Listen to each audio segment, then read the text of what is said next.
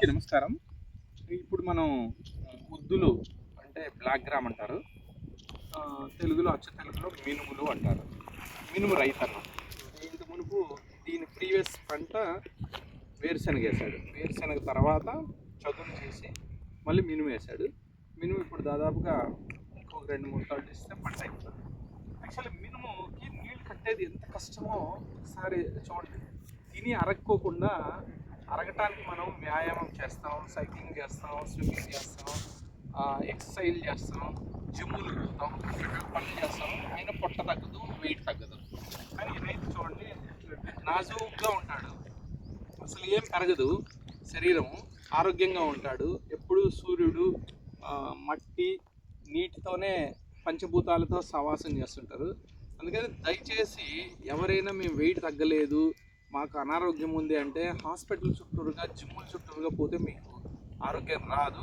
దయచేసి ఒక 2 ఎకరాలో ఎకరానో భూమి తీసుకొని ఇలా సాగు చేయండి.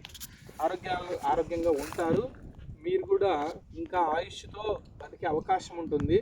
ఎందుకు చెప్తున్నానంటే మనం సంపాదించిందంతా మనం హాస్పిటల్ పెట్టే రోజులు రాబోతున్నాయి. కాబట్టి ఫార్మింగ్లోకి రండి, రైతాంగంలోకి రండి. ఈయన గురించి చెప్తా చూడు. ఇది ఇక్కడ 6 పట్లు ఉన్నాయి. ఒక్కొక్క పట్టుకి ఒక్కొక్కసార్లు ఓపెన్ చేయాలా, ఇది నిండిపోయిన తర్వాత మరి క్లోజ్ చేయాలా. అంటే 12 సార్లు వంగిలేస్తాడు. ఇట్లాంటివి కాలువలు అంటారు. ఇక్కడి నుంచి అక్కడికి ఒక కాలువ, అక్కడి నుంచి ఒక కాలువ, ఇట్లాంటి 4 ఉన్నాయి. అంటే 12 సార్లు ఒక్క కాలువకి కడితే ఒక 4, దాదాపుగా 50 సార్లు వంగిలేస్తాడు. అంటే డబల్ 100 సార్లు వంగిలేస్తాడు.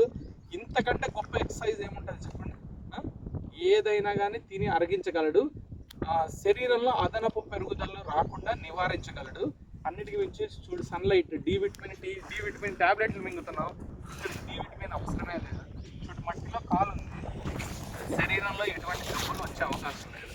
దయచేసి రైతు చేస్తున్న కష్టాన్ని మీరు గౌరవించండి. రైతుగా మీరు కూడా కనీసం 1/4 ఎకరానో 1/4 ఎకరాల్లోనే వ్యవసాయం చేసి మీరు ఆరోగ్యవంతులుగా కావాలనేదే జై కిసాన్ ఫౌండేషన్ యొక్క సందేశం ఈ రోజుది.